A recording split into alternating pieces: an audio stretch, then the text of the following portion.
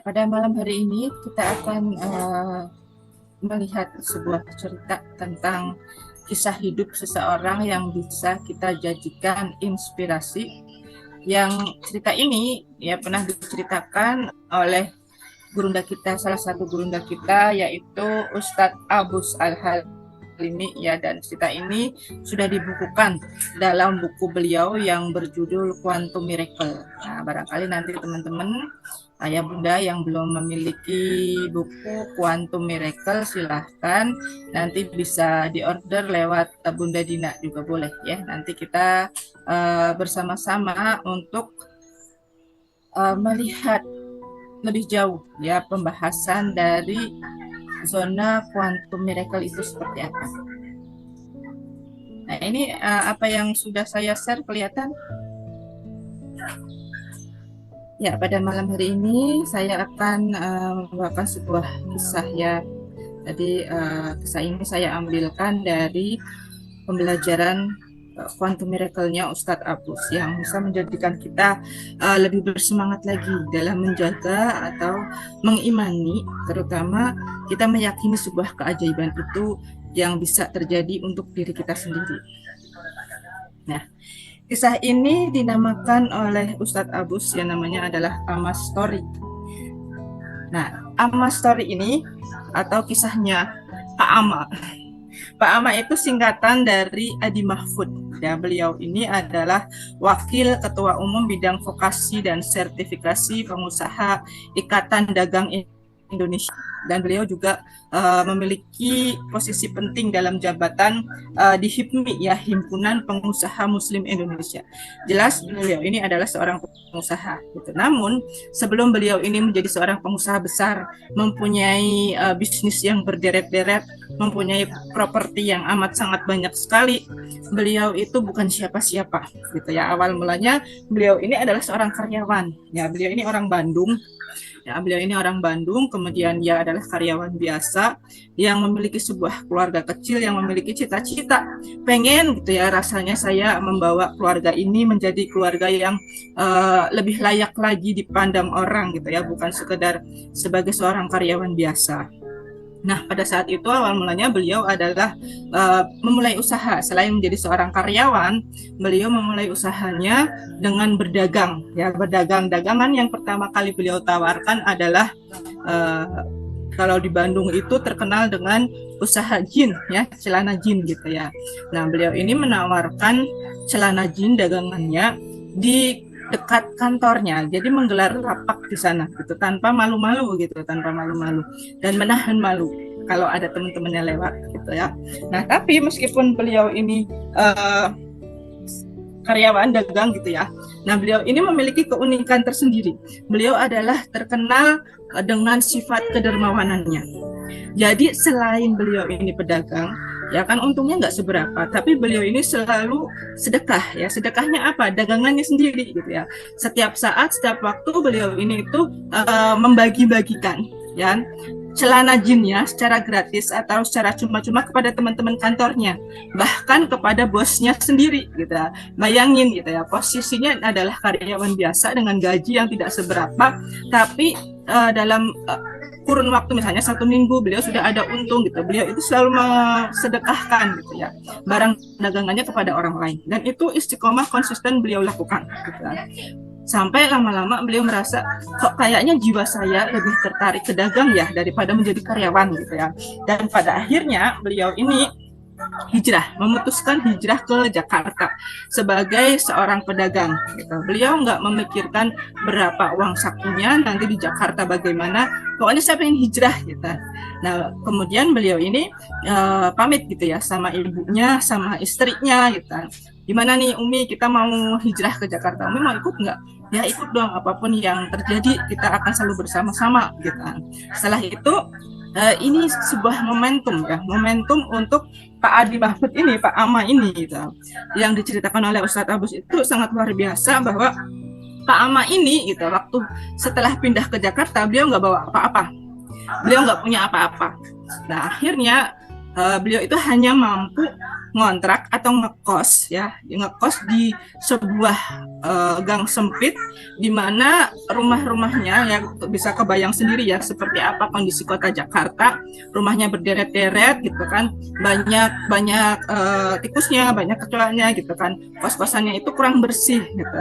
Tapi Pak Adi Mahfud ini dia tidak berkecil hati dan untungnya istrinya itu selalu mensupport apapun yang beliau lakukan gitu ya.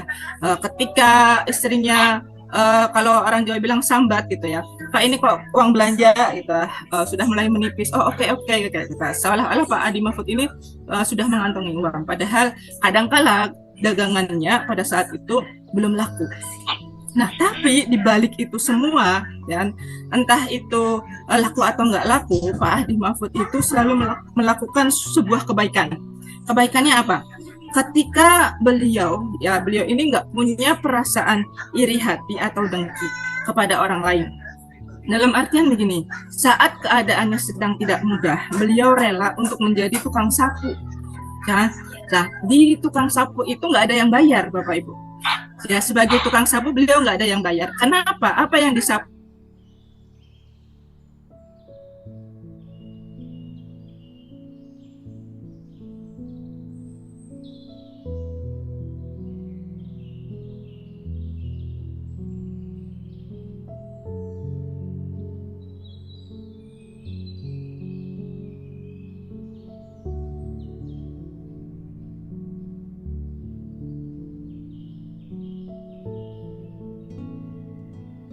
Kegiatan itu secara konsisten menyapu halaman rumahnya sendiri sampai halaman rumah tetangganya tanpa meminta imbalan apapun kepada tetangganya. Ya luar biasa. Ya, kita belum pernah melakukan itu.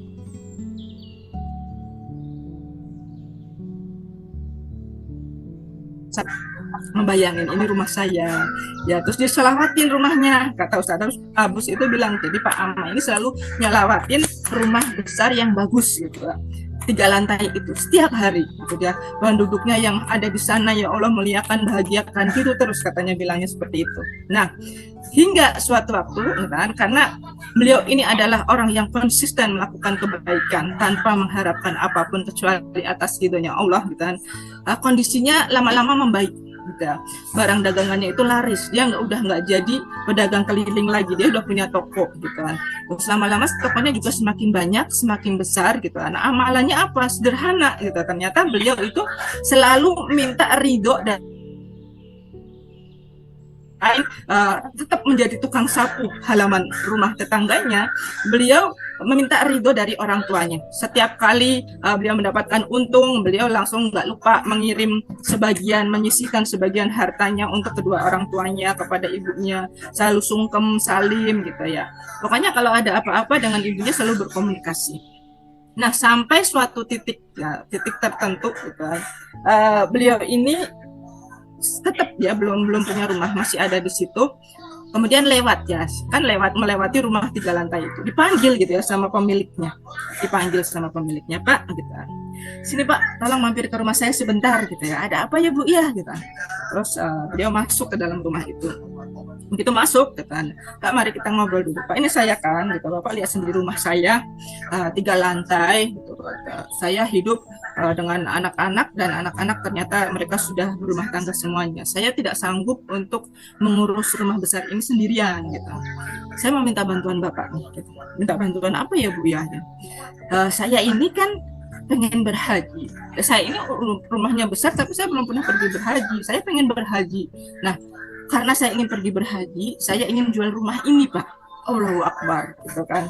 Pak Ama ini kaget. Nah, terus maksud Ibu bagaimana? Nah, saya mau jual rumah ini ke Bapak. Waduh, dia bingung lagi kan, rumah segede ini berapa miliar gitu, saya harus punya uang untuk membeli rumah ini. Nah, pada akhirnya beliau terus terang, Bu, saya nggak punya uang sebanyak itu. Terus ibunya bilang, udah Pak, kalem aja Pak. Bapak punya DP berapa? Ya. Nanti rumah ini bisa sekalian Bapak tempatin. Daripada Bapak ini tinggal di kos-kosan yang gang sempit yang kurang bagus itu, gitu kan. Nah ini seperti beliau ini mendapatkan sebuah mimpi yang menjadi nyata, realita gitu kan. Rumahnya sudah dapat, rumah besar gitu, bisa nyicil lagi gitu kan. Akhirnya terjadi kesepakatan. Nah, beliau beli rumah itu dan sang pemilik rumah bisa pergi berhaji. Masya Allah, ini luar biasa gitu kan. Nah, inspirasinya apa teman-teman? Gitu. Pak Ama ini menerapkan berbagai metode magnet rezeki secara sadar nggak sadar gitu lah. Secara sadar nggak sadar. Nah, beliau ini sampai saking banyaknya usaha yang beliau miliki, beliau mewariskan usaha ini kepada Ustadz Abus yang namanya QMC ya, Quality Management Consultant. Jadi Ustadz Abus itu awal mula sebelum mengenal ilmu magnet rezeki, beliau bekerja bersama Pak Adi Mahfud ini. Gitu. Beliau memiliki perusahaan yang namanya QMC gitu ya. Dan sekarang perusahaan itu beralih nama menjadi Quantum Miracle Coach. Gitu. Nah ini luar biasa sekali Ustadz Abus menceritakannya kepada kami bahwa inspirasinya bahwa kita ini bisa menjadi Pak Ama. Ya kan? Kalau kita mau dengan cara apa ya, mempraktekkan mengamalkan ilmu magnet rezekinya. Ya, yuk kita simak bareng-bareng apa yang dilakukan oleh Pak Ama. Nah, dalam surat An-Nur ayat yang ke-55, ya, boleh dicatat ya. Ini surat An-Nur dalilnya. Ayat yang ke-55, bismillahirrahmanirrahim. Wa adalahu ladzina amanu minkum wa amilus solihati la lifanahum fil ardi kama stakhlafa ladzina min qablihim wala yumakinana lahum dinahum lazir tardo lahum wala yubadilanahum min ba'di qaufihim amna ya'budunani la yusyrikuna bisyai'a wa man kafara ba'da dalika faulaika humul fasikun. Artinya Allah telah berjanji kepada orang-orang yang beriman di antara kamu dan mengerjakan kebajikan bahwa Dia, Allah, sungguh akan menjadikan mereka berkuasa di bumi. Nah, ini dari kalimat ini saja kita sudah tahu bahwa apa yang dilakukan Pak Ama sangat-sangat sesuai dengan ayat ini. Ya kan? Beliau mengerjakan kebajikan dan beliau sungguh-sungguh bertawakal kepada Allah, beriman kepada Allah. Sehingga Allah ini berkenan, ridho menjadikan beliau ini punya kuasa di bumi. Salah satunya adalah yang menjadi penguasanya Kadin gitu. Ikatan Dagang Muslim Indonesia juga HIPMI juga termasuk beliau yang memprakarsai gitu ya. Nah, sebagaimana dia telah menjadikan orang-orang sebelum mereka berkuasa. Jadi Allah itu kan kepada orang-orang beriman, Allah itu nggak tanggung-tanggung. Kalau kita sungguh-sungguh mengimani Allah, kalau kita sungguh-sungguh mengerjakan kebajikan, maka Allah akan menjadikan kita khalifah yang berkuasa. Ya. Sungguh Allah, sungguh Dia, sungguh akan meneguhkan bagi mereka agama yang telah Dia ridhoi. Nah, kalau kita udah beriman, gitu kan, Allah akan memperbanyak harta kita, kemudian Allah akan meneguhkan lagi keimanan kita bertambah-tambah, dan Allah akan mengubah keadaan mereka ya setelah tidak berada dalam ketakutan. Ya. Pak Ama udah nggak punya ketakutan lagi dikejar-kejar hutang atau dikejar-kejar bagaimana makan esok hari, gitu kan. Jadi aman sentosa. Mereka menyembahku dengan tidak mempersekutukanku dengan sesuatu apapun. Siapa yang kufur setelah janji tersebut, mereka itulah orang-orang yang fasik. Tapi hati-hati nih, gitu. Jangan sampai kita mengingkari janji-janjinya Allah supaya kita tidak disebut sebagai orang yang fasik. Nah, sekarang saya mau tanya, siapa yang mau menjadi orang yang besar dan sukses seperti Pak Ama? Katakan saya. Punya properti berderet-deret, katakan saya. Punya tanah yang luas berkebun-kebun, katakan saya. Mana tangannya? Angkat tangannya. Oke. Ya, boleh diketik ya. Saya mau. Saya mau dong. Ya. Nah, teman-teman semuanya, orang besar adalah orang yang memperhatikan hal-hal kecil, bahkan yang terkesan kotor dan sepele. kan kayak Pak Ama gitu mau nyapuin rumah tetangganya gitu sambil dia selawatin rumah tetangganya yang besar itu gitu diselawatin terus Allahumma sholli ala gitu saya punya rumah itu langsung bus gitu yang kemarin belajar dunia kuantum gitu hati-hati dengan pikiran kita gitu pikiran kita aja kita mikir gitu batin gitu ya LOP-nya bisa terproyeksi menjadi nyata jadi orang besar itu ia sadar itulah yang akan membesarkannya. Tidak ada orang yang besar sebelum dia memulai hal yang kecil. Kayak Ustadz Nasrullah. Tidak ada Ustadz Nasrullah yang lunas amanah 21 miliar sebelum dia menjadi seorang pemulung. Ya Kak? Ustadz Nasrullah pernah jadi pemulung di mana? Di Malaysia gitu. Mulung apa? Dia mulung perabotan ya, mulung perabotannya orang-orang Malaysia. Gitu. Ada kulkas diambil, kemudian ada blender, kemudian alat-alat elektronik yang lain gitu kan. Siapa Ustadz Nasrullah sebelum menemukan ilmu magnet rezeki? Nggak ada yang tahu gitu. Dia dimulai dari orang yang kecil gitu. Siapa saya sebelum menjadi guru gitu? Saya mulai dari guru Yata Bakti gitu. Nggak ujuk-ujuk jadi PNS, nggak ujuk-ujuk jadi kepala sekolah, tapi sadar gitu hal-hal kecil itulah yang bisa membesarkannya. Saya rela gitu saat masih mengabdi gitu ya membuatkan minuman untuk teman-teman kantor kemudian saya juga pernah membersihkan WC di kantor gitu nah saya nggak malu gitu yang intinya kita harus tetap merendah ya merendah nanti lama-lama Allah akan melihat ketulusan kita keridoan lalu Allah akan memberikan ridhonya gitu jatuh iba kepada diri kita ya kira-kira seperti itu teman-teman lalu apa yang harus kita lakukan untuk menjadi orang yang besar? Yang harus kita lakukan pertama kali adalah senantiasa positive feeling, ya, positive feeling, perasaannya. Ya. LOP itu sangat erat kaitannya dengan rasa. Nah, dalam dunia kuantum, keajaiban bekerja manakala pikiran kita selaras antara otak kiri dengan otak kanan, ya kan? Otak kiri itu yang digunakan untuk berpikir dan otak kanan itu yang digunakan untuk menyeimbangkan perasaan kita. Tapi perasaan yang sebenarnya itu terletak pada hati, ya. Kalau pikiran terletak di otak, tapi perasaan itu letaknya ada di hati. Hati itu bukan liver ya teman-teman, tapi hati di dalam Islam itu kulub itu maksudnya adalah jantung. Karena jantung ini memiliki 40.000 saraf neutron. Setiap hari mompa. Jantungnya teman-teman itu sebenarnya besarnya kalau mau mengukur hati kita, besarnya hati kita itu lihatnya dari kepalan telapak tangan kita sendiri gitu. Jantung kita gedenya segini. Kalau teman-teman menghafal inilah jantung saya, gedenya segini. Gitu. Nah, setiap hari dia berdenyut, duduk. Ya. Kalau ada hal-hal yang kurang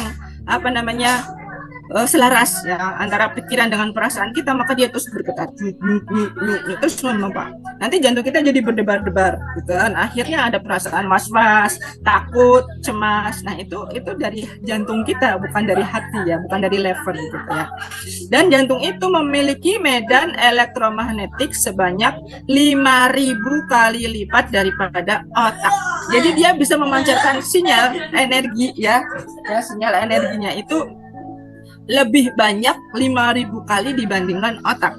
Jadi kalau perasaan kita udah nggak nyaman duluan, maka yang akan terjadi adalah otak kita nggak bisa mikir. Gitu, ya kan? Teman-teman merasakan nggak? Ya kan kalau ada persoalan nih, itu ada persoalan dengan misalnya teman kantor gitu ya nggak nyaman, teman kantornya itu belum satu frekuensi dengan kita, apa-apa yang kita buat serasa salah terus di matanya, gitu kan? Ini nggak nyaman, perasaan kita nggak nyaman, jantung kita langsung berdebar gitu kan. Nah, otak kita nggak bisa mikir, aduh gitu, kenapa dia seperti ini terus? Mikirnya akhirnya jadi yang jelek-jelek terus, nggak bisa mikir yang positifnya aja. Maka dari itu teman-teman harus hati-hati dalam menjaga hati. Ya. Bahkan dalam pencapaian level tertinggi dalam keimanan kita, kalau kita masih punya perasaan yang berdebar sedikit aja, pertanda dosa kita itu masih banyak. Dan kita belum terkoneksi dengan sempurna kepada Allahnya. Nggak bisa tenang kitanya gitu. Kalau nggak bisa tenang kitanya berarti kita masih punya perisai. Nah caranya gimana dong Bunda supaya hati kita bisa tenang gitu, bahagia, selaras dan selalu sehat. Nah kita bikin goal atau sebuah tujuan atau sebuah impian agar PF, positive feeling dalam magnet rezeki itu bisa tercapai. Ya, targetnya apa? Ketenangan jiwa. Ya, satu targetnya tenang dulu jiwanya. Ya, selalu wow keren. LOP itu apa? LOP adalah memproyeksikan kalau ada perasaan yang nggak enak bagaimana? Tetap wow keren. Wow keren. Wow keren itu ya. Wow keren itu tidak peduli lagi, saya nggak peduli lagi ini musibah atau anugerah. Yang saya pedulikan adalah semua takdir yang telah Allah berikan kepada saya itu pasti baik adanya. Gitu. Ya, teman-teman ya. Boleh ya latihan dulu, nanti kita latihan. Saya tidak peduli itu anugerah atau musibah. Tapi yang saya tahu, semua yang Allah berikan kepada saya pada saat ini itu adalah yang terbaik untuk diri saya. Maka inilah awal mula kita melatih baik sangka kepada Allah gitu. Nah, kemudian target yang kedua apa? Membuat atau menciptakan energi berlian.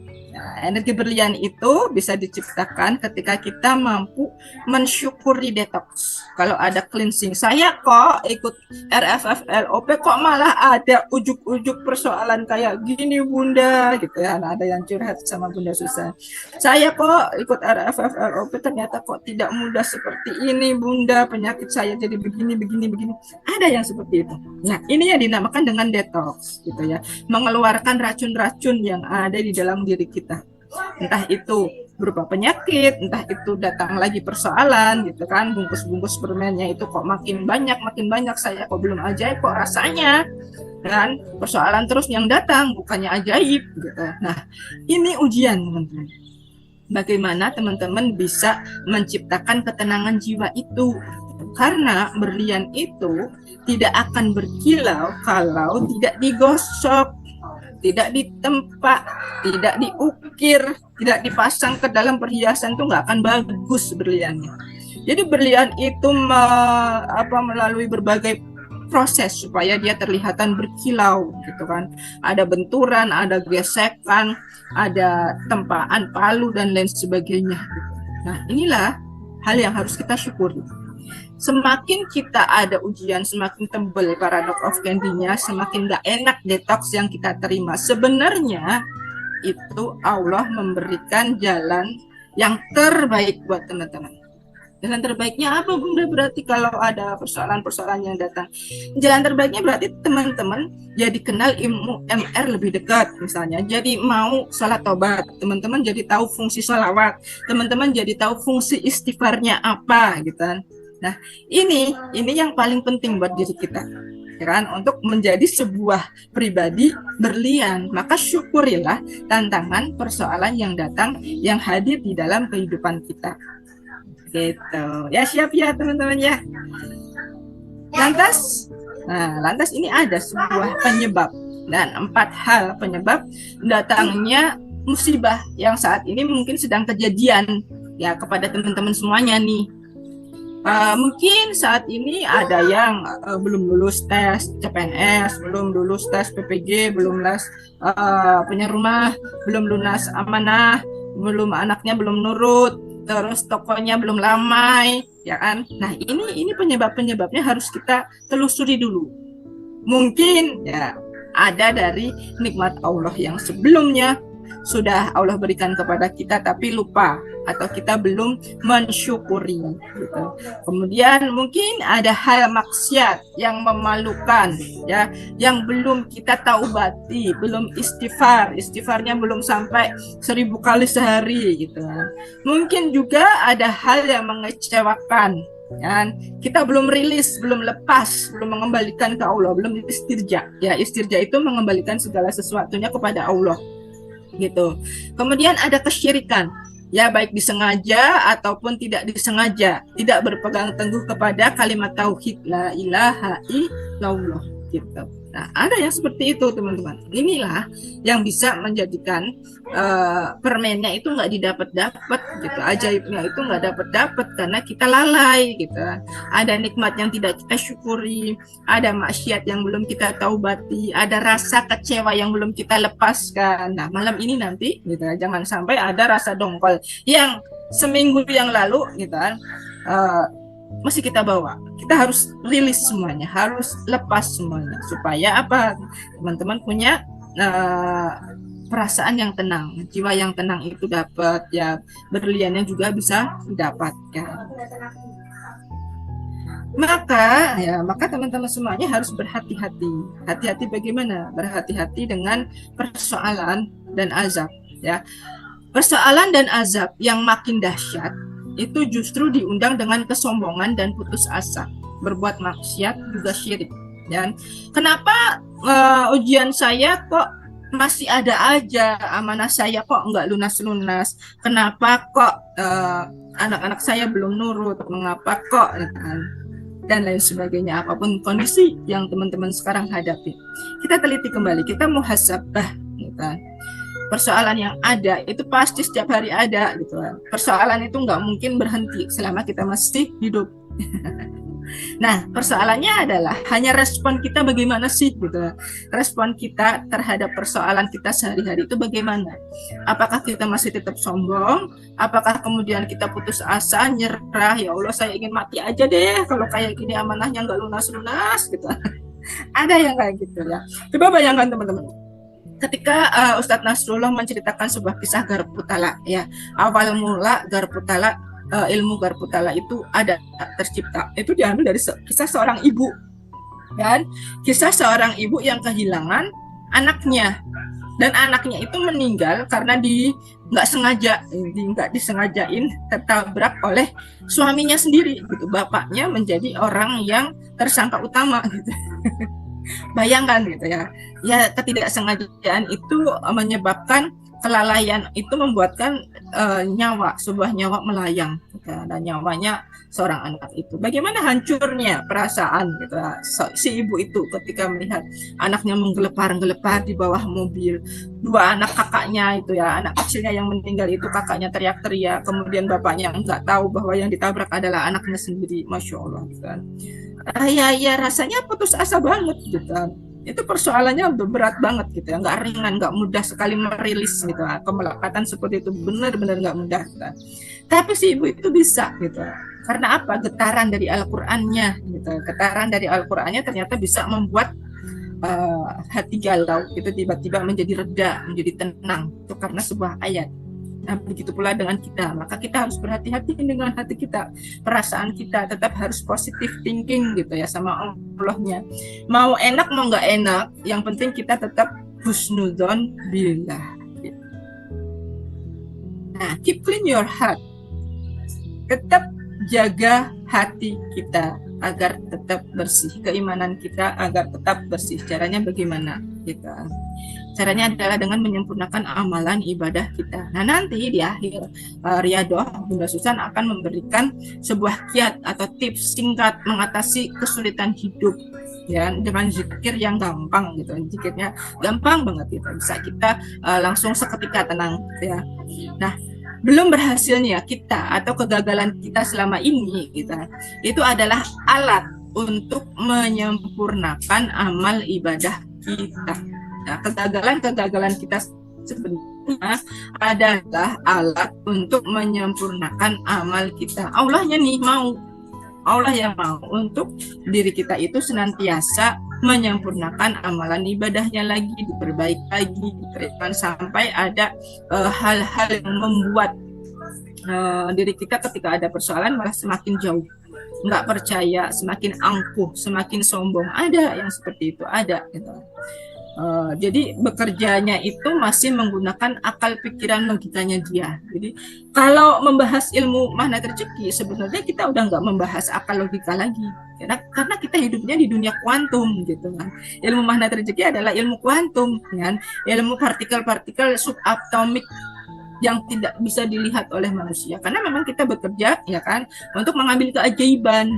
Kita bekerja untuk mengambil keajaiban, bukan untuk menyelesaikan persoalan dengan cara kita sendiri lewat logika akal kita sendiri, tetapi kan untuk bertemu dengan Allahnya, bersenang-senang dengan Allahnya di dunia kuantumnya itu gitu. Semuanya sudah ada, serba ada. Tinggal kita narik ya, bagaimana cara kita menarik sebagai seorang pribadi magnet rezeki agar berkelimpahan dan berkelanjutan itu benar-benar terwujud nyata. Seperti tadi Pak Ama, ya Pak Ahdi Mahfud, ya, narik rumah datanglah rumah bagus itu milik saya, Allahumma sholli ala sayyidina Muhammad, selawatin terus gitu.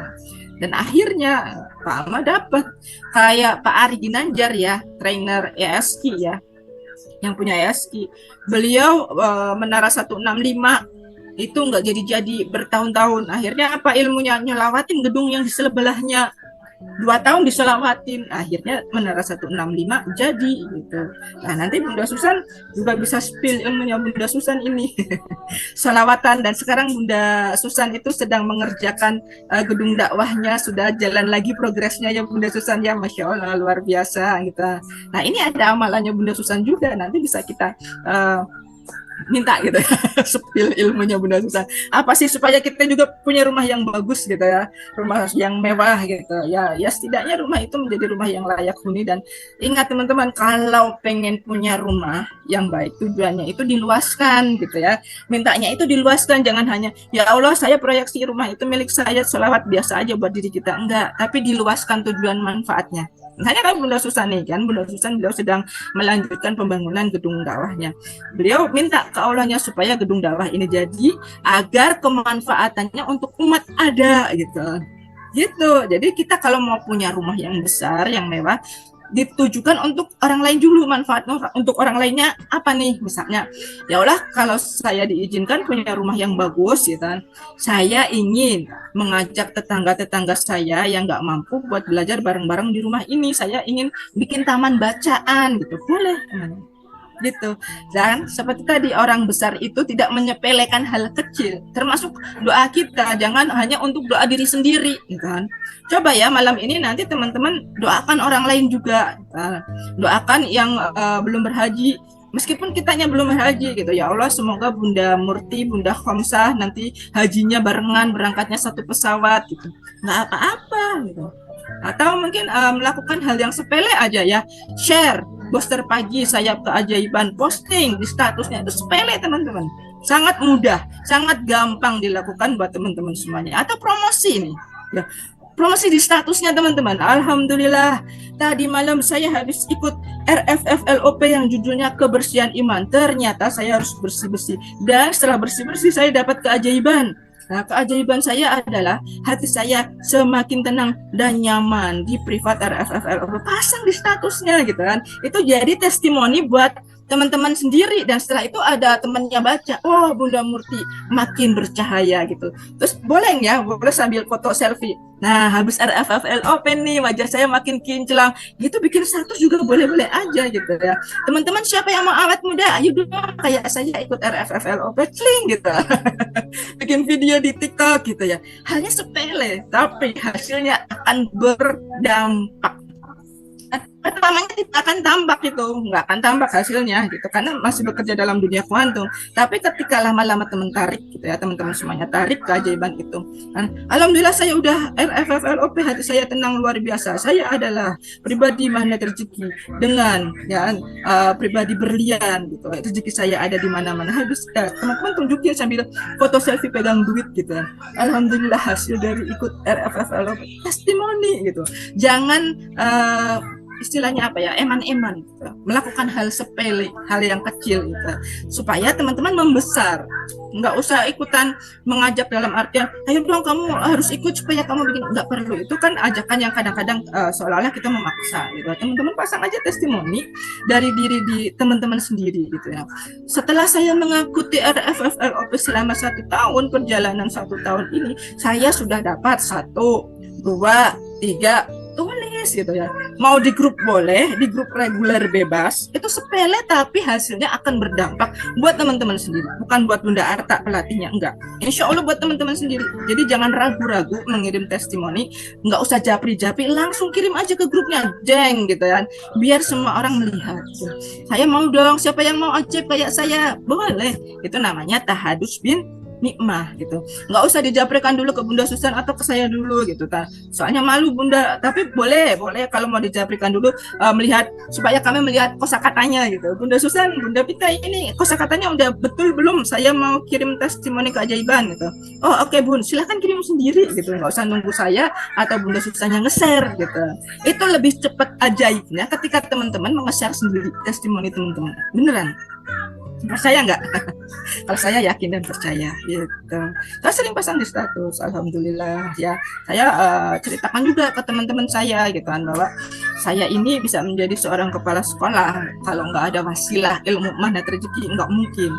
Sebab saya diangkat jadi PNS dari golongan 2A, ijazahnya cuma SMA doang, ijazah sarjana saya nggak kepake gitu. Tapi seharusnya 24 tahun saya bisa naik pangkat di posisi sekarang, saya hanya butuh waktu 9 tahun saja gitu, sepertiganya gitu. Nah, tulis testimoni, ceritakan ke halayak gitu. Nah, ini ilmu magnet rezeki yang benar adanya, ajaib adanya. Dengan testimoni teman-teman, maka yang dikuatkan adalah teman-teman sendiri, bukan Bunda Artanya. Maka Allah akan melihat kesungguhannya. Kayak tadi Pak Ama gitu kan, orang lain itu melihat kesungguhan beliau nyapu halaman rumah tetangga.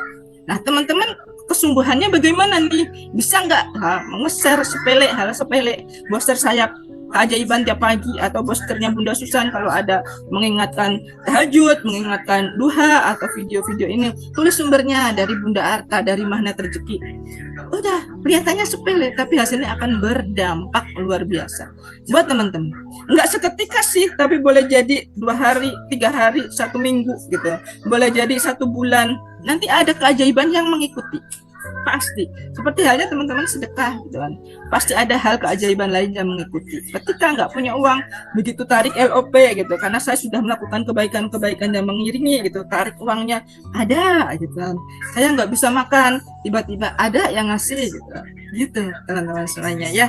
Siap ya jadi pribadi yang senantiasa menjaga hatinya senantiasa bersih gitu kan, supaya ya diri kita itu senantiasa mendapatkan keajaiban. Dengan cara apa? Kita menyempurnakan amalan ibadah kita, dan lakukan itu dengan istiqomah, sabar ya. Kata Rasulullah, asobru inda sotmatil ula, bersabarlah, karena bersabar adalah tanda hati yang bersyukur. Kalau belum ajaib, ya bersabar gitu kan. Dengan bersabar kita akan selalu mendapatkan ketenangan. Sabar itu bagaimana batasannya Bunda? Batasannya sampai biiznillah, pertolongan Allah datang gitu. Dan kalau kita mau bersabar dengan sungguh-sungguh, kita mau bersabar dengan penuh ketenangan, bersabar dengan rasa syukur, bersabar dengan memenuhi segala panggilannya Allah gitu kan, insya Allah kok itu mudah kok ajaibnya gitu. Apalagi nanti setelah ini Bunda Susan akan spill bagaimana rahasia zikir yang mudah mengatasi kesulitan hidup. Nah itu alhamdulillah pas beras lagi habis, jenguk bapak malah dibawain beras. Nah itu ceritain Bunda Ayu ya di statusnya, saya dengan mengikuti ilmu magnet rezeki tarik beras. Beras datang gitu. Siapa yang mau ya? Siapa yang mau ajaib katakan saya, angkat tangannya, katakan saya. Nah, ya semangat dong, semangat senantiasa istiqomah untuk meraih keajaiban dan ridhonya Allah. Nah, begitu saja ya teman-teman semuanya, apa yang dapat saya sampaikan untuk materi pada kesempatan malam hari ini tentang bagaimana cara kita untuk menjaga kebersihan iman. Nomor satunya apa tadi? Ya, senantiasa untuk positive feeling, berhati-hati menjaga hati. Karena pikiran kita, setiap pikiran kita ya, dan perasaan kita yang nyambung sinkron itu bisa menjadi sebuah doa. Manakala pikiran dan perasaan kita tidak positif, maka semesta juga akan mengabulkan itu menjadi bentuk ketidakpositifan. Jadi harus berhati-hati, perasaannya harus dibawa enak terus, harus dibawa nyaman terus, dibawa senang terus. Dan untuk apa ilmu magnet rezeki diajarkan? Dipraktekkan. Ya, boleh bareng-bareng nih. Untuk apa ilmu magnet rezeki diajarkan? Dipraktekkan. Siap praktek teman-temannya? Ya, saya prakteknya bagaimana? Awalnya dipaksa, lalu Bisa, Tak. bisa dulu gitu. Awalnya dipaksa, lalu bisa, lama-lama biasa, lalu hasilnya Luar luar biasa. Lagi ya coba ya. Awalnya dipaksa, open mic. Awalnya dipaksa. dipaksa, nah Dipaksa. lalu jadi bisa, lama-lama biasa, hasilnya luar biasa. Takbir. Allah. Siap ya. Nah, alhamdulillah materi tentang kebersihan iman sudah selesai. Nanti kita sambung lagi di lain kesempatan dengan tema yang berbeda yang insya Allah tetap selaras selalu dengan ilmu LOP kita. Dan waktu dan tempat saya serahkan kepada Bunda Susan. Mungkin ada materi penguatan sebelum riadoh dan kemudian nanti setelah riadoh pertahankan. Ya, pertahankan apa? Mata. Pertahankan mata supaya tidak ngantuk. Caranya gimana? Teman-teman kalau mulai ngantuk, dan kalau mulai ngantuk mendengar ceramah gitu kan, biasalah di sekolahan juga saya sebagai murid sering ngalamin gitu ya. Mata jangan lurus ke depan, jangan lurus ke bawah. Kalau lurus ke bawah tambah ngantuk. Tapi kemana? Ke atas. Lihatnya ke atas dulu. Ditahan 5 menit. Ya, ditahan 5 menit nanti insya Allah nggak ngantuk. Sambil dengerin Bunda Susan tapi lihatnya ke atas. Nggak akan ngantuk gitu, insya Allah nggak akan ngantuk. Bisa dicoba tipsnya, coba nanti malam ya, kalau udah pukul 9:30 nih gitu. Kalau sekarang belum ngantuk Bunda Rani, nanti kalau udah jam mulai 9:30 habis selesai riado, apalagi kalau Bunda Susan baca ayasfi gitu, kadang-kadang suka gitu, soalnya enak banget suaranya didengerin gitu. Lupa bilang amin tapi aminnya didunda mantu menghilang gitu.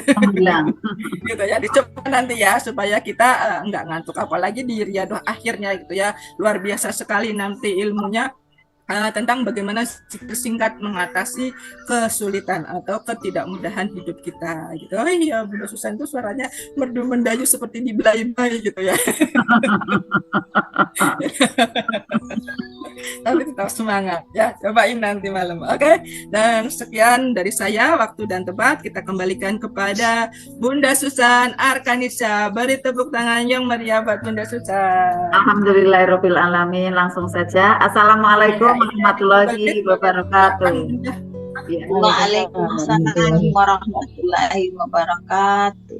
Ya, bismillah, innal hamdalillah, asyhadu alla ilaha illallah wa asyhadu anna muhammadar rasulullah. Rabbi shrahli sadri wa yassirli amri wahlul 'uqdatam min lisani yafqahu qouli. Amma ba'd. Sudah dicek semangatnya, menaik seluruhnya ya. Bismillah, Bapak Ibu yang hadir di malam hari ini, Bapak Ibulah yang dipilih oleh Allah, yang menjadi insan-insan terpilih untuk ajaib karena gemar belajar gitu ya. Nah, saya ingin menjawab nih tadi ya Bunda Pita, apa sih amalannya?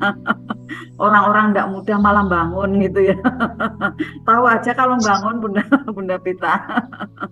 Itu masih bangunin rumah orang tua Bunda Pita. Nanti untuk yang gedung dakwah menunggu Dik Raffi ini kan masih hafalan Al-Qur'an ya. Kemudian beliau nanti yang sebagai pemegang utama gitu ya, sebagai pemegang utama, karena untuk bisa memperdayakan gitu ya, memberdayakan gedung yang sebesar itu ya perlu ada tenaga laki-laki kalau yang saya lihat gitu ya. Nah, kemudian nanti kita bisa jadi bersama-sama bareng-bareng gitu ya. Bersamaan bisa jadi Bunda Murti jadi CTMR gitu ya. Bunda Pita di sana juga sudah banyak CTMR ya. Kemudian di sini Pak Haji Gatot di Salsa gitu juga udah jadi CTMR. Nah, kemudian gedung itu nanti maksimal kebermanfaatannya gitu. Saya lihat seperti itu gambarannya gitu ya. Nah, kemudian apa amalannya gitu ya, apa amalannya? Amalannya sebenarnya saya sudah sampaikan ke Bapak Ibu, cuma kadang ya memperhatikan apa tidak kayak gitu ya. Mungkin memperhatikan tapi ingat apa tidak kayak gitu ya. Bapak Ibu, maunah itu kan hadiah keajaiban ya, sebenarnya beban ya. Coba Bunda Murti ya, dagangannya laris, repot enggak? Ya, coba kalau enggak ngaji kayak gini sering uring-uringan gitu. Jadi maunah itu adalah sebenarnya beban yang harus dibawa gitu kan. Nah, bagaimana saat bisa enjoy harus ada banyak energi baik gitu kan.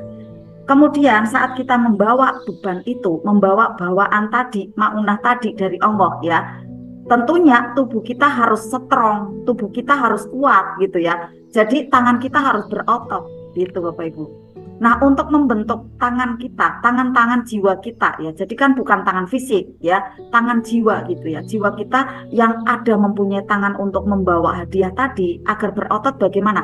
Kalau yang saya lihat ya, amalan yang membentuk kekuatan itu gitu ya, membentuk kekuatan adalah mengajak orang menjadi baik dan makin baik. Mengajak. Karena memang tidak mudah. Jadi skill sales gitu ya. Nah, skill sales gitu ya. Tidak semua orang mempunyai gitu ya. Tetapi sebenarnya Allah sudah memberikan kepandaian yang sama sebenarnya. Cuma mau enggak kayak gitu? Mau menggali apa tidak gitu. Karena saya sendiri gitu ya, bukan dari pesantren, tapi karena saya berlatih gitu ya. Akhirnya saya bisa gitu. Nah, anak-anak saya jangan kayak saya, ayo ke pesantren gitu. Akhirnya saya masukin ke pesantren semua gitu. Nah, kemudian ngikut gitu kan, ngikut, dan anak pun kemudian melihat saya itu katanya apa ya, unik kayak gitu, unik. Yang lainnya senang belanja gitu ya, senang hura-hura, senang piknik gitu, malah kok baca buku, belajar, nyimak audio, kemudian nyimak ilmu lagi gitu.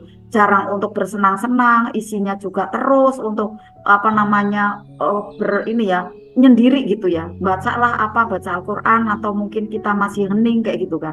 Ya jarang ke sana, makan-makan ke sini gitu kan. Jarang sekali. Ternyata itu dilihat oleh keluarga gitu ya, dilihat. Dan mereka benar-benar yang saya rasakan itu hormatnya itu luar dan dalam gitu. Alhamdulillah gitu ya. Nah, inilah efek-efeknya Bapak Ibu ya. Pada waktu Bapak Ibu ingin yang mempunyai ada maunah yang seperti itu, ayo ya, ayo bentuk otot di tubuh kita. Kemudian bentuk otot ada di tangan kita. Dengan apa? Mengajak orang untuk baik, mengajak orang untuk dekat sama Allah, mengajak orang untuk baca Al-Qur'an, mengajak orang untuk hijrah.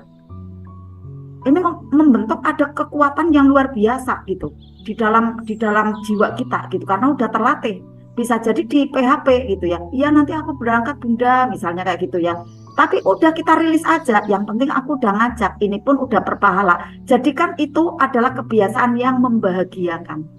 Ini saya ingat sekali, kalau saya ke sekolahan gitu ya, transaksi dihandle oleh Mas Teguh gitu.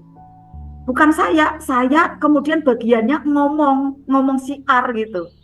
Siar Planet Rezeki gitu kan. Karena apa? Kita di sini berada di komunitas Planet Rezeki, yang saya bawakan, yang saya sampaikan ya Planet Rezeki. Saya konsekuen all out di situ gitu.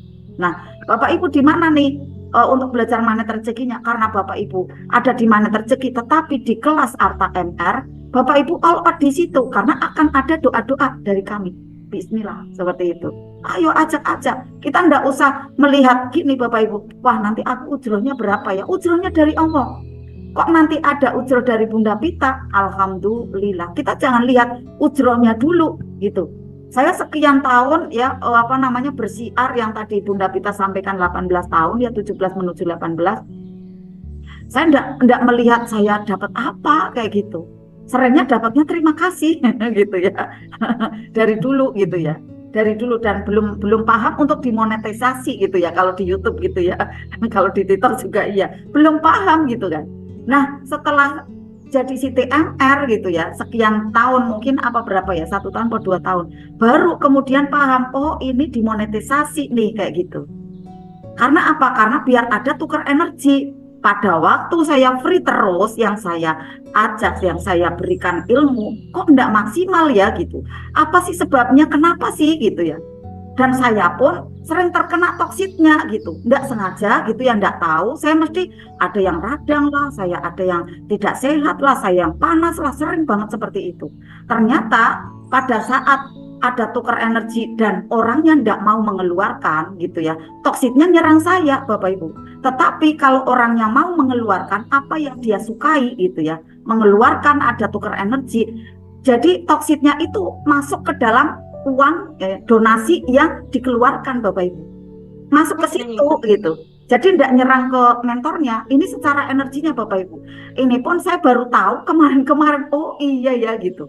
Alhamdulillah setelah saya yakin dan saya amalkan gitu, oh iya ya saya sehat kayak gitu ya. Jadi memang harus ada kayak gitu tandanya apa namanya kita saling mencintai gitu ya. Karena Rasulullah sampaikan tahadu tahabu, saling memberilah gitu ya, saling memberi ya dan menerimalah kalian akan saling mencintai gitu kan. Kalian akan ajaib gitu kan. Ajaibnya apa? Akan saling bahagia gitu keduanya. Tidak salah satunya aja yang bahagia, yang satunya merana, bukan gitu. Tetapi saling membahagiakan gitu ya. Nah inilah amalannya Bapak Ibu. Di samping ada amalan-amalan lain. Di antaranya apa? Tekun, disiplin, istiqomah pada jalan riyadhah. Jadi ada amalan yang dibanggakan gitu ya. Pertamanya mungkin satu dulu amalan yang dibanggakan, misalnya oh sholat duha udah sholat duha gitu ya. Kemudian tambah lagi nih al-waqiahnya udah rutin gitu kan ya. Kemudian setelah itu kita akhir ini nih kita benar-benar ya maksimalkan Bunda Erlina, mohon maaf ya. Kita maksimalkan untuk bisa ada tahajud. Nah, inilah nanti yang menjadikan energi brilian kita menggulungnya makin banyak karena dari banyak sumber gitu Bapak Ibu. Makanya Bapak Ibu saya sarankan Bapak Ibu yang aktif ada di grup jawab siap Bunda, ajaib Bunda, ya amin, pokoknya apa aja dijawab, rame aja kayak gitu. Karena untuk meningkatkan vibrasi gitu ya. Nah kemudian malam misalnya saya share itu ya untuk tahajud lah apa. Nah mau di log boleh, mau menjawab boleh, pokoknya aktif gitu. Dan apa saja fasilitas yang ada di grup pakai semaksimalnya. Karena ini udah hak Bapak Ibu gitu. Contoh Zoom malam ini hak Bapak Ibu gitu untuk ajaib ya, untuk mendownload energi besar gitu ya. Mau buka kameranya pakai pakaian putih untuk nyerap energi besar nih, energi brilian ya, energi langitan gitu. Pakai semaksimalnya gitu ya.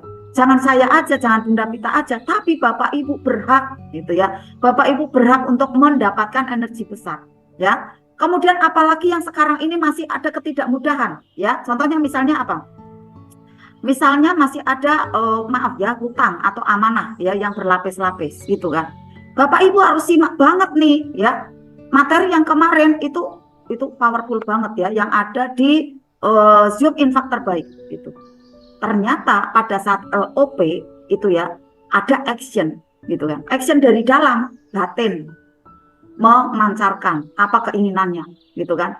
Kemudian saat sudah benar nih batin dan kemudian LOP-nya ini sudah tepat connect nih satu sama terhubung pikiran, perasaan dan motivationnya, maka mewujudkan langkah kaki, langkah badan kita, tubuh kita itu meringan mengikuti intuisi. Saya mau kemana nih kayak gitu.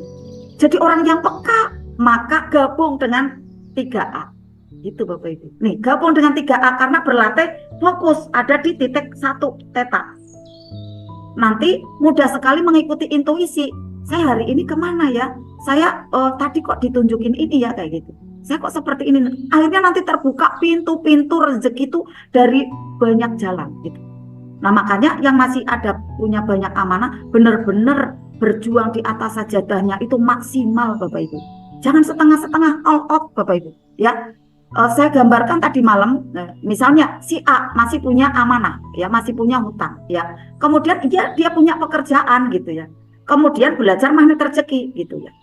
Rasanya tenang, enggak cukup tenang aja Bapak Ibu karena masih punya amanah, pengen cepat lunas. Berarti bagaimana nih? Harus ada gerakan batin, action, dan kemudian untuk bisa ini nih peka gitu ya. Gerakan langkahnya itu apa? Mau buat ada kerajinan apa, membuat ada talenta apa dimunculkan kayak gitu Bapak Ibu. Ini harus diolah gitu. Lihat gurunda kita coba, Masya Allah, serba bisa seluruhnya. Sholawatan bisa, main film bisa, coba jualan dinar bisa. Itu kan skill, talenta, bakat terpendam itu keluar ya. Saat diasah masuk gua keajaiban dan juga jurus-jurus magnet rezeki. Ayo kita tiru Bapak Ibu. Buat kreativitas gitu ya. Kreativitas yang nanti akan memunculkan ya adanya ini sumber-sumber air ya kayak air zam-zam itu ya, sumber-sumber mata air gitu ya yang akan keluar. Akhirnya nanti menjadi mudah ajaib. Cepat lunas itu amanahnya ya. Saat LOP berarti kalau masih ingin cepat lunas amanahnya berarti datangkan uang. LOP-nya uang gitu ya, LOP-nya uang gitu kan. Nanti wujudnya mungkin gerakan langkah gitu ya, gerakan langkah misalnya kayak dulu gitu kan. Saya LOP-nya saya ingin bantu orang banyak di sekitaran di Batang sini yang pada nganggur gitu. Saya LOP-nya kayak gitu, doanya gitu ya. Tiba-tiba intuisi saya berangkat menuju ke apotek Benmari. Nah, di sana saya melihat ada flyer jatuh, saya ambil gitu kan. Udah saya relax aja, ini kok bagus banget. Loh kok bagus ini, ada nomor teleponnya, saya bel langsung, wah keren ini. Ternyata bola mandi bola. Di situ Bapak Ibu. Lalu saya ikuti intuisinya, walaupun benar-benar tumbukannya luar biasa, saya jalan terus Bapak Ibu. Nah, kayak Bunda Murti ini nanti ya, bukan saya mengancam, bukan gitu ya. Ini nanti ya apa namanya perjalanan menuju sukses gitu ya. Onak dan duri itu ada aja. Tetapi saat dibersamai dengan Riyadhah seperti ini, energi briliannya membesar, onak dan duri itu tidak terasa. Udah happy aja terus ya, bahagia terus gitu ya. Nah, kemarin juga materinya LOP itu ya, untuk bisa nyala kitanya tuh harus bahagia. Bukan kemudian hadiahnya datang, kita ajaib baru bahagia, bukan, tetapi kita bahagia dulu. Nanti ajaibnya mendekat. Karena kebahagiaan itu, bahagia tanpa syarat itu pemancing keajaiban. Itu Bapak Ibu. Ada slogan ya, jangan nunggu kaya baru sedekah, tetapi sedekahlah nanti akan kaya gitu kan. Walaupun tujuan sedekah tidak semata-mata pengen kaya, tetapi saat sudah senang bersedekah, rasanya bahagia gitu ya, kekayaan itu mengejar Bapak Ibu. Kekayaan itu akan mendekatinya dengan sendirinya gitu kan. Nah, akhirnya sedekah itu adalah memancing kekayaan. Dari kaya hati dulu, kaya materi sangat mudah gitu ya. Dan bertahan lebih lama gitu ya. Alhamdulillah. Untuk dimulakan sebelum kita membaca Al-Qur'an ya Bunda Buta tadi saya dengar ya untuk bisa menguatkan sedikit dari apa yang Bunda Buta sampaikan tentang tadi yang saya amati ya, Bapak Ama ini luar biasa untuk visualisasinya. Kemudian didorong dengan sholawat gitu. Visualisasi apa? Saya pengen rumah gitu ya. Dan sekarang ini mempunyai sebuah usaha yang besar gitu ya. Dan rumah itu memang benar-benar akhirnya menjadi miliknya Bapak Ama. Kekuatan sholawat Bapak Ibu. Coba. Orang bersolawat itu ya adalah pilihan Allah. Tidak mungkin seseorang itu dipilih oleh Allah ya untuk bersolawat kalau Allah tidak cinta kepada dia gitu. Jadi orang yang mampu bersolawat itu orang-orang pilihan. Nah, cek coba Bapak Ibu berapa kali nih dalam sehari bersolawat gitu kan. Dicek, saya berapa kali ya. Padahal minimal harus 10 kali gitu kan. Minimal 10 kali. Ada yang 100 kali minimalnya gitu ya. Tetapi di sini ternyata minimal 300 kali gitu ya. Untuk bisa nanti kita menggulung energi yang cukup besar ya. Kalau memang kita ada cinta di hati kita kepada Rasulullah, Allah itu akan giring lisan kita mudah sekali bersolawat sebanyak-banyaknya. Tidak hitungan bahkan Bapak Ibu. Ya, sekarang ini coba kita cek lagi kepada diri kita. Berapa kali kita ya, berapa kali bersolawat yang menandakan cinta kita kepada Rasulullah, menandakan cinta kita kepada Allah. Kita jangan mengaku, ya saya cinta Rasulullah, saya cinta Nabi gitu ya. Tapi coba berapa kali dalam bersolawat. Ada teman-teman kita ya yang bisa sampai 5.000 ya, ada yang 1.000 gitu ya. Nah, kita berapa kali gitu ya. Padahal jamnya sama, 24 jam gitu ya. Tetapi mereka bisa, kenapa kita tidak gitu kan. Nah, berarti bisa jadi perlu ditanyakan besarnya cinta kita seberapa pada Allah dan Rasulnya. Yuk mari kita coba minimalkan ya, sholawat kita minimal 300 gitu ya. Bapak Ibu bisa pakai tasbih digital, tasbih yang panjang atau pakai ruas-ruas jari gitu ya. Tapi kadang kalau pakai ruas jari sering terlupa gitu Bapak Ibu. Ya pakai digital itu bagus gitu ya. Kalau yang tasbih panjang itu intinya pokoknya kalau udah 3 kali itu 300 gitu ya. 4 kali ya 400 kayak gitu ya. Nah, biasakan untuk kita bisa bersolawat, nanti kita akan mudah sekali disayang oleh Allah. Mudah sekali aja Bapak Ibu. Solawat itu mahal Bapak Ibu. Ya, nggak akan diizinkan oleh Allah kalau kita tidak dikasihi, tidak dicintai oleh Allah. Tadi sudah ada buktinya. Ya, Bapak Ama langsung tuh diberi ada rumah berkat dari solawat. Ada di ini divisualisasikan, mungkin dipegang gitu ya. Kayak tadi malam saya Zoom ya, saya juga bercerita, saya ingin ada mobil putih gitu ya. Saat itu tahun 2019 gitu ya, karena mobil saya yang lama itu udah 11 tahun. Kemudian suami saya mengatakan, kamu jangan gonta-ganti mobil ya gitu. Walaupun ada uang. Nanti gantinya setelah 10 tahun ke atas. Oke mas, saya patuh gitu kan. Akhirnya ternyata dilihat nih di STNK, wah udah 11 tahun. Berarti aku udah saatnya nih punya mobil boleh gitu kan. Punya mobil yang baru boleh. Nah akhirnya saat itu saya kok pengen karena jamaah saya udah punya expander gitu ya. Udah punya expander putih gitu kan. Jiwa manusia biasanya itu akhirnya keluar gitu. Aku pengen kayak gitu kayak anak kecil kan. Ya Allah aku pengen gitu. Saya lihat uang kan di laci ya. Kan belum cukup karena masih berapa nih 120 aja gitu. Masih 120 juta gitu kan. Tetapi kemauan saya ini kuat gitu. Akhirnya saya ngajak Mas Gilang sama Mbak Dia. Mas aku diantar yuk kemana Bu gitu kan. Kemana? Ke Pekalongan. Aku pokoknya mau lihat mobil gitu. Pokoknya saya mau lihat mobil. Setiap dealer gitu saya lihat ada mobil putih, saya foto, saya solawatin. Sama solawat gitu. Kemudian tarik seperti kayak udah di dalam mobil itu, nih mobil saya kayak gitu kan. Nanti ganti lagi. Ternyata yang klik itu adalah ada yang mereknya ras itu gitu ya. Saya ambil gambarnya, kemudian saya bawa pulang, saya laporan ke suami, Mas ini mobilnya gitu. Bagus enggak? Oke, bagus kok gitu. Oke, saya tak tempel nih ya di lemari yang sering saya lihat gitu kan. Di ini depannya lemari itu ya yang sering saya lihat gitu kan. Lalu kalau saya lewat di lemari itu, saya kayak gini, ya Allah mobil bagus banget, shollu ala Muhammad kayak gitu. Jadi ya Allah mobil bagus banget, tapi dengan bahagia gitu, dengan bahagia tarik gitu kan. Ya Allah mobilnya bagus banget gitu. Nah, enggak pakai lama, 2 bulan gitu ya, tiba-tiba ada dana terkumpul 500 juta, sisa kan. Beli langsung cash gitu Bapak Ibu, datang diantar gitu kan, sisanya uang ada langsung tak berikan ke suami, Mas nih sisanya uangnya gitu kan untuk bayar buku. Gitu Bapak Ibu, ini ceritanya ya. Luar biasanya sholawat, belum saya buat testimoni ini nanti yang ada di TikTok ya. Insya Allah saya buat ini ya, apa namanya, testimoni ya, keajaiban sholawat. Shollu ala Muhammad, pendek Bapak Ibu, tetapi kalau kita yakin ya, kemudian dipancarkan terus-menerus, menjadikan sinyalnya menguat gitu ya. Nah ini kurang lebihnya materi awalan untuk kita mulai beriadoh, mulai membaca Al-Quran, yang ini pun nanti untuk ikhtiar kita buka perisik. Karena dalam 1 pekan ini bisa jadi kita banyak sekali nih di wilayah pikiran ya. Ada pikiran-pikiran yang tidak tepat ya. Ada suudon kita kepada siapa kayak gitu ya, tidak sengaja gitu ya, sampai keluar lisan gitu kan. Nah ini perlu dibersihkan. Kalau tidak nanti jadi karat ya. Kalau udah jadi karat nanti LOB kita tidak mudah terwujud gitu.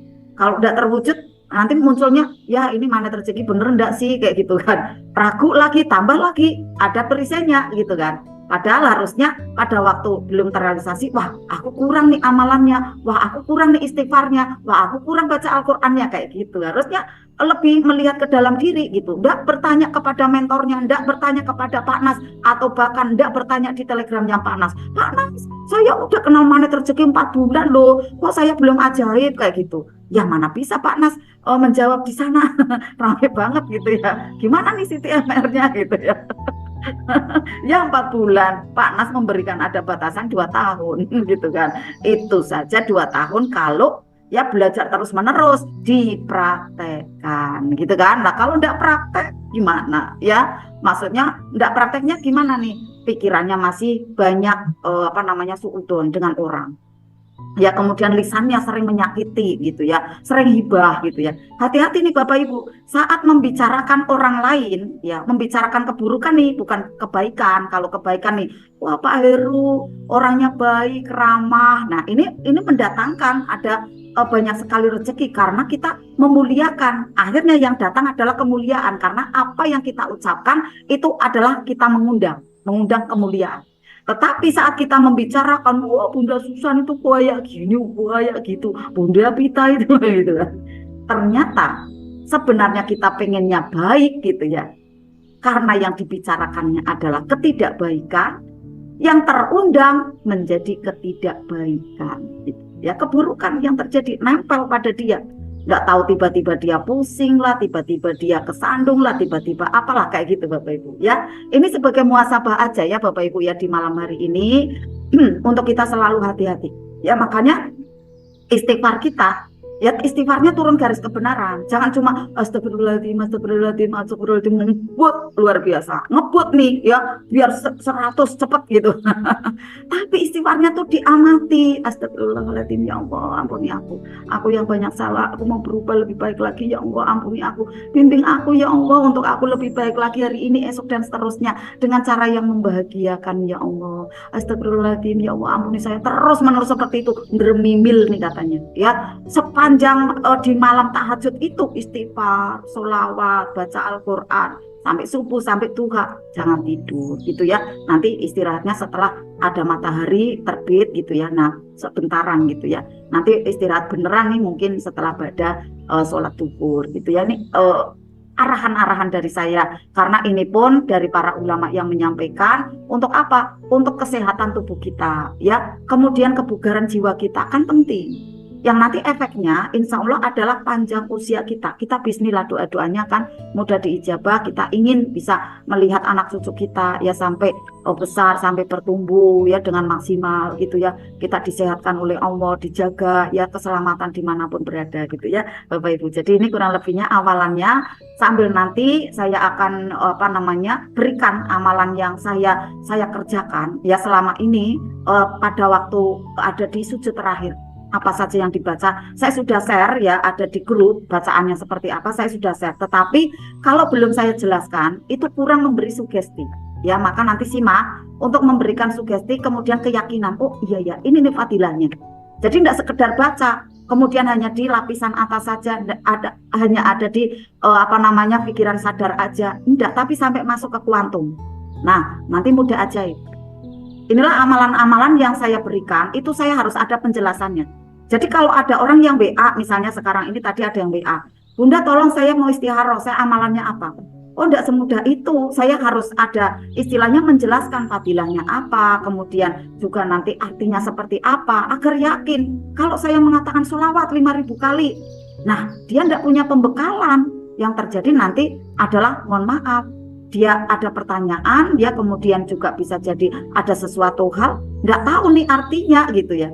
Ya nanti amalannya menjadi sia-sia gitu kan, karena pada waktu melakukan suatu amalan itu nanti akan ketemu misalnya karena masih ada karat ya, mungkin ditetok gitu kan ya, ada dibuka perisainya gitu.